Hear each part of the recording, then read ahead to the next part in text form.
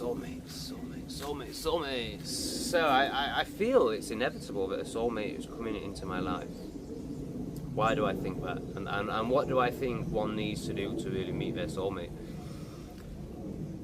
You know, so often from the third density perspective, we believe it's about doing. So I must get out there, I must go to a bar, I must get on this dating app. You know, I must go out into the external to attract my soulmate. And also when you're in that energy, you're in an energy of entitlement, of like, I deserve love, rather than really focusing on what you're putting out there. So it feels to me like since I've fallen in love with self, since I've really moved into self-love, which is a very recent thing, and by self-love, like, it's not like I think I'm amazing or anything like that. It's just that I'm now really kind to myself. I've slowed down a lot. I'm no longer like driving fast or rushing to get somewhere, or, you know, thinking about the next video I'm going to create. I've just slowed down and become really present. And actually in that is, I spoke about it more in a recent video, but is a great losing of the self, as in the as in the self. I mean, there's no other way of putting it. It's like it's moving from it's moving from duality and ego to oneness and connection, which sounds really beautiful, but actually, as I explained in another video, it leaves you feeling quite empty. The stage I'm in anyway. I'm sure there's going to be stages of joy to come once I merge with the oneness more. But anyway, back to the soulmate thing. So this is inspired by Justin's comments, who has basically said, similar to myself, that he totally closed the door to love, that he has very high expectations from a partner. Yes, you should have high expectations, brother. You're an amazing, high vibrating being. Like, of course you're not going to have a connection and let somebody in who's just going to suck that energy up like an energy vampire. You need somebody who's vibrating on your level. And whilst those people are few and far between and it might feel hopeless, I believe that once you are vibrating in self-love, it's just inevitable that another will come into your life who is vibrating in self-love. Once you've, you know, because essentially you've learned to love all your own shadows, all your own icky bits. So you get to a place of being able to just see the heart in another. So previous things that you would have judged, that you would have, yeah, so it's a bit paradoxical, like everything, because whilst you have very high boundaries and very high self-worth, and therefore that must be reflected in the other, so they must tick a lot of boxes. Also stuff like, you know, before, if they had a wonky tooth, you would have dismissed them because you were in the material, you were in the judgment from a material, lusty perspective. Well, I believe that, you know, once you're able to see your own heart, you see the heart of another. So in some ways, there's less boxes to tick. Less, is material the right word? Less external, less physical boxes to tick. It all becomes much more spiritual and energetic. And I just believe in alignment. I believe that this universe reflects back to you exactly what you're giving out. So if you are giving out love, then love is going to come to you. So as I say all that, I notice in myself that there is still a massive addiction to the physical. And obviously, it kind of makes sense, because if you're vibrating highly, then you look good. You know, your eyes shine. You're probably in an environment like this where you have beautiful skin because of the sun. Yeah, so I notice in myself, like, still this, like, I could never get with an ugly person. But, you know, if you take it down to the level of being fat, for example, like, they're not self-loving. If you're fat, you're not in love with yourself. You're still in the self-abuse cycle because you're eating crap food. But yeah, I wonder if there's more levels I need to go to of self-acceptance that will, you know, what am I going to do if the universe sends the perfect person and they're ugly?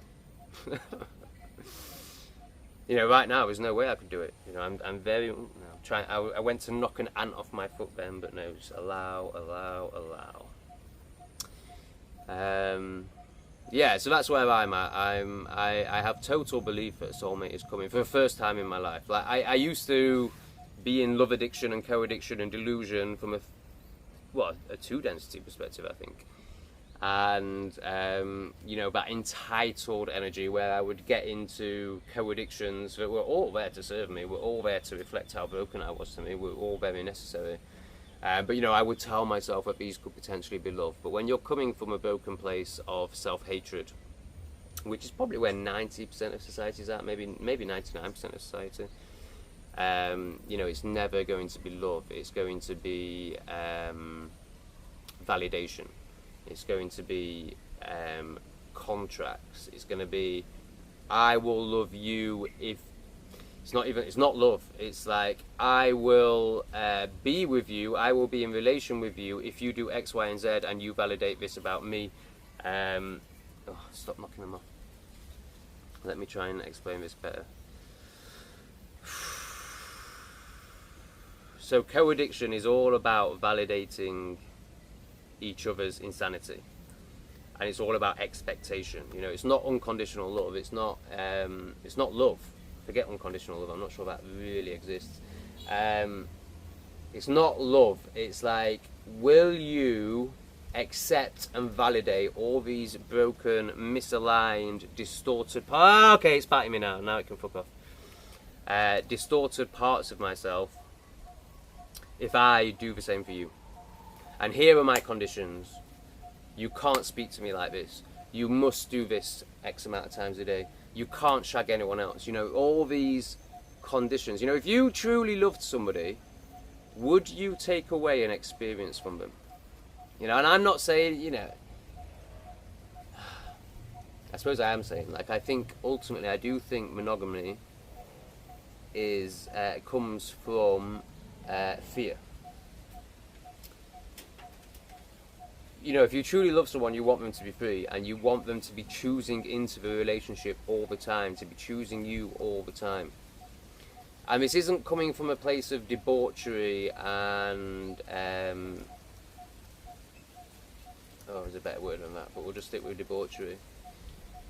You know, but this isn't coming from a place of like shagging, like, oh, I would want a partner that just wants friction on their dick, you know, and they'll just shag anything and anyone. No. It's like, if somebody has a beautiful spiritual connection with somebody and that person can reflect a part of them to themselves and help them learn and help them on their journey, why would I deny them of that? Because I'm jealous? Because it's going to cause me pain? You know, if you're scared of feeling pain, then you're not doing the work, because the pain will take you to deeper parts of yourself. I'm not really sure if he's a friend anymore, to be honest, but I have a very inspiring man in my life who I've learnt a lot from. And when I first met him, he was married to somebody in an open relationship, and it just blew my mind that he could do this. You know, because I was in jealousy, I was in restriction, I was in control. Oh my God, I can't do it anymore. And he was telling me about how and it was fucking for them. But no, it wasn't. It was what I said. Reflecting a part of yourself. But it did seem like she really liked fucking. And so she would go out and meet other men and then come back and tell him all about it. And he explained that the when she was out, the jealousy that he had to feel, the depths that he had to go to within himself were the biggest teachers ever. Like, he really met himself. It's like what I shared about the void the other day. Like, when you go into the void, that's where you meet yourself, that's where you find the truth, and that's where you come out transformed. Well, he's at such a high level of consciousness that he needed this sort of external thing, his wife fucking other people, for him to be able to go to those places, you know, because he's done so much self-work, he's been in the void so many times that he needs something very extreme to take him to a new level of the void. So, that's my thoughts on that. Let me know what you think. Yeah, I'm really enjoying the comments. Thanks for commenting, thanks for liking, thanks for hyping, thanks for donating. It means the world to me. Like, thank you so much for supporting me as I try and support you. Big love. I love you.